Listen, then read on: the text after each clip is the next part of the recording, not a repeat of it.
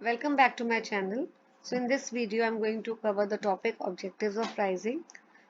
इस डायग्राम में आप देख सकते हैं बेटा कि objectives of pricing is classified under three main heads.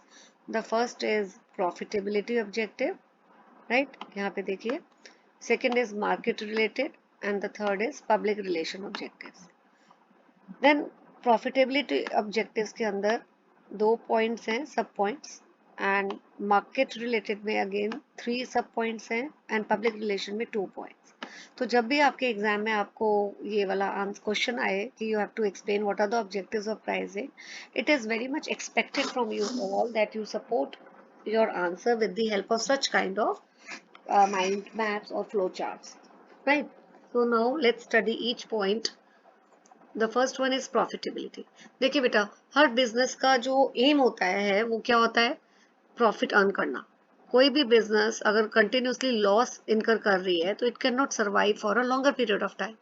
So what therefore profitability और profit maximisation, it has become the most important objective of the any organisation. First आपका है target rate of return on investment और net sales. See, कोई भी जो firm है अगर वो इन्वेस्टमेंट कर रही है, कॉस्ट स्पेंड कर रही है, तो मेन ऑब्जेक्टिव क्या होता है कि उस इन्वेस्टमेंट में मिनिमम कुछ रेट ऑफ रिटर्न अर्न करे. ठीक है, obviously if one you are investing somewhere तो यू वांट कि जो भी इन्वेस्टमेंट आपने की है उसमें आपको कुछ तो प्रॉफिट हो, and that is called as rate of return. तो इन सिंपल वर्ड्स अगर मैं इसको ऐसे लिखूं कि प्राइस जो होता है वो कैसे डिटरमिन होता है, जो भी आप कॉस्ट या इन्वेस्टमेंट कर रहे हैं, राइट, उस पे मिनिमम रेट ऑफ रिटर्न जिसे हम प्रॉफिट भी बोलते हैं, एटलीस्ट उतना अर्न करना चाहिए. सो प्राइसिंग पॉलिसी ऐसी होनी चाहिए कि it should ensure that minimum rate of return is enjoyed by the firm on whatever investment it is making. Second is profit maximization. यहाँ पे देखिए, इसको मैं चेंज कर देती हूँ colour, then it will be more clear to you. Profit maximisation, main aim तो हर फर्म का प्रॉफिट मैक्सिमाइजेशन है, but nowadays in order to survive and to create good image in the mind of the public, it has become very important कि profit maximisation के साथ साथ firm एक और रिस्पॉन्सिबिलिटी फुलफिल करे जिसे हम बोलते हैं कॉर्पोरेट सोशल रिस्पॉन्सिबिलिटी, CSR. सो बिजनेस को ये इंश्योर करना चाहिए कि जो भी वो एक्टिविटीज कर रही है in order to earn the profit, it should also at the same time ensure society's wellbeing. जैसे कोई भी जो एक्टिविटीज है फर्म की, उसको फर्म को ये इंश्योर कर लेना चाहिए कि उससे सोसाइटी या एनवायरनमेंट को कोई हार्म नहीं हो रहा, कोई एयर पॉल्यूशन नहीं हो रहा, कोई वाटर पॉल्यूशन नहीं हो रहा. ठीक है, तो this is under profitability. Then comes your market related objective. Market related objectives में प्राइस का मेन ऑब्जेक्टिव क्या है? ये पहला है टू मीट और prevent competition in the market. ठीक है, प्राइस इस तरह सेट होना चाहिए कि मेन एम क्या है प्राइस सेट होने का, कि हम ऐसा प्राइस सेट करें कि हमारे जो कॉम्पिटिटर्स हैं वो we should we should able to meet और प्रिवेंट द कंपटीशन. कई बार फर्म कंपटीशन को मीट करने के चक्कर में क्या करती है कि प्राइस ऐसे सेट कर देती है जो उसकी कॉस्ट से भी कम है. जैसे एग्जांपल के साथ it will be more clear to you. Suppose cost of making the product is ₹100. ठीक है, अब प्राइस क्या होना चाहिए? वैसे अभी मैंने लास्ट वाले प्रीवियस प्रॉफिट मैक्सिमाइजेशन में आपको बताया था कि कुछ इसमें प्रॉफिट ऐड होगा. नॉर्मली क्या होता है मैं लिख के ही बता देती हूँ आपको. जैसे प्रॉफिट अगर मैं इसमें करती हूँ ₹20, तो आपका प्राइस क्या हो जाता है बेटा? प्राइस हो जाता है 120. लेकिन according to this particular objective कि मीटिंग और प्रिवेंटिंग द कंपटीशन, इसमें कॉस्ट है अगर आपका 100, तो फर्म क्या करती है, जो प्राइस सेट कर रही है उसमें प्राइस इवन बिलो कॉस्ट कर रही है. जैसे कर दिया इसको 85. See, practically it is not possible to follow such policy in the long run, क्योंकि इसके अकॉर्डिंगली तो फर्म को लॉस हो रहा है.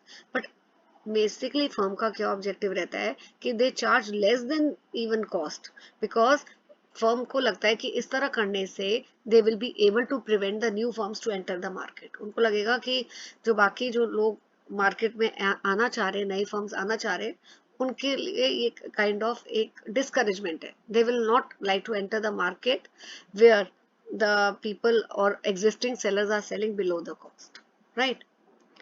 देन नेक्स्ट इज मेंटेनिंग और improving the market share. Okay, इसको भी हाईलाइट कर देते।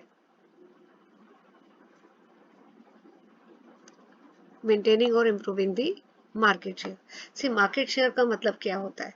मार्केट शेयर का मीनिंग होता है कि जैसे यहाँ पे देखिए, इस डायग्राम में देखिए, ये पूरी मार्केट है, राइट। यहाँ मैं ड्रॉ भी कर देती हूँ आप लोगों के लिए। Suppose this is the entire market, ठीक है।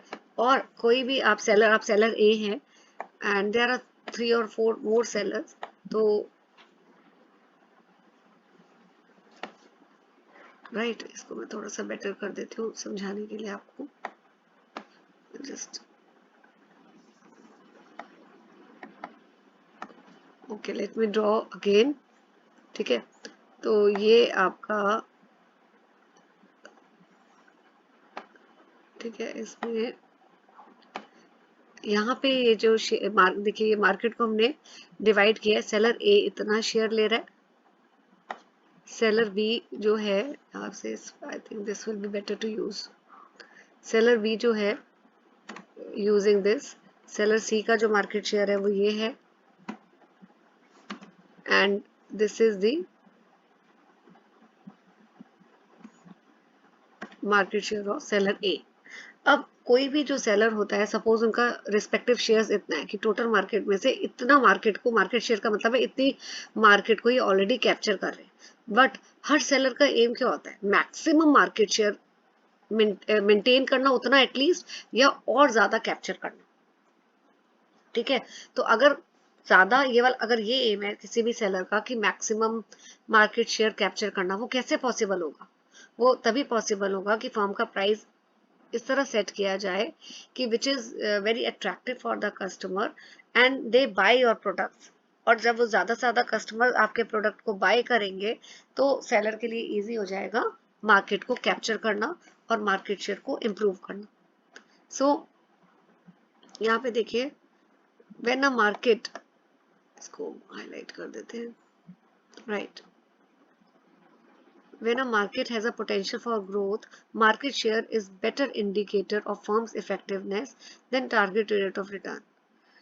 So, in simple words, the main aim of setting the price is to maintain or improve the market share. तो अगर आप अपना प्राइस रीजनेबल सेट करते हैं, ठीक है, which is more attractive than that of the competitors, तो what the customer will do? They will come to you, they will buy your products, and when they will buy your products, it means slowly and gradually you are improving your market share as compared to that of your competitors. Then price stabilization. Okay, price stabilisation एक next important objective है।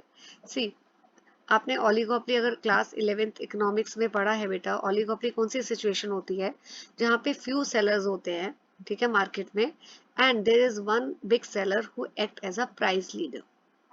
तो they try to stabilise the prices. इसमें क्या होता है, there are suppose 5 firms, ठीक है, उन 5 फर्म में से एक फर्म जो है वो प्राइस लीडर का काम करेगी, और वो फर्म जो भी प्राइस सेट करेगी तो बाकी जितने भी फर्म्स हैं वो ब्लाइंडली उस प्राइस को फॉलो कर लेंगे। ऐसा क्यों किया जाता है? Because no firm want to engage in price war. तो वो क्या करते हैं, बेसिकली प्राइस स्टेबिलिटी मेंटेन करने के लिए, ताकि प्राइस सेम रहे, स्टेबल रहे, और so they simply follow whatever price is set by the leader. Then come public relation objectives. तो प्राइस आपका ऐसा होना चाहिए रीजनेबल कि इससे, अगर आप प्राइस रीजनेबल चार्ज करते हैं, अगर कोई भी फर्म है प्राइस रीजनेबल चार्ज कर रही है, तो इससे उनकी इमेज जो है वो कैसी होगी?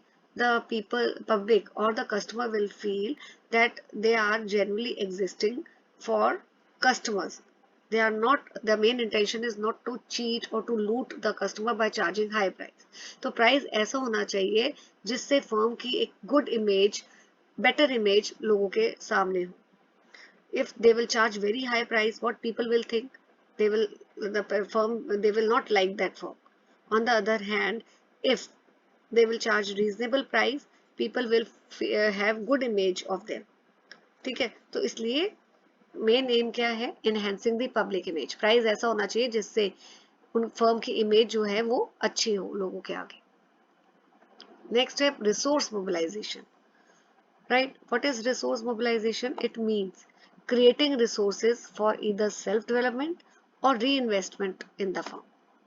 ठीक है, आपने रिटेन्ड अर्निंग सुना है बेटा? रिटेन अर्निंग्स का मतलब क्या होता है?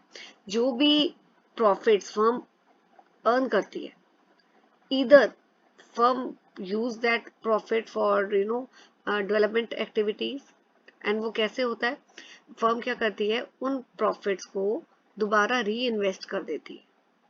ठीक है, री इन्वेस्ट कर देगी या डेवलपमेंट एक्टिविटीज पे स्पेंड करेगी. तो प्राइस अगर are deliberately sometimes set high. Why the price are deliberately set high in some cases? ताकि प्रॉफिट्स ज्यादा हो. प्राइस ज्यादा होगा तो प्रॉफिट्स भी ज्यादा होंगे, और प्रॉफिट ज्यादा होने से फर्म को क्या होगा? डेवलपमेंट एक्टिविटीज के लिए फंडिंग मिल जाएगी.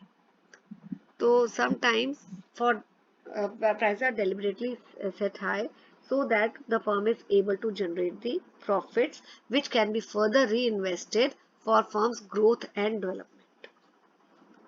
So importance of pricing is the next topic which we are going to cover in the next video. Please hit the like button, share with your friends, and do subscribe to my YouTube channel. Thank you for watching. Thank you.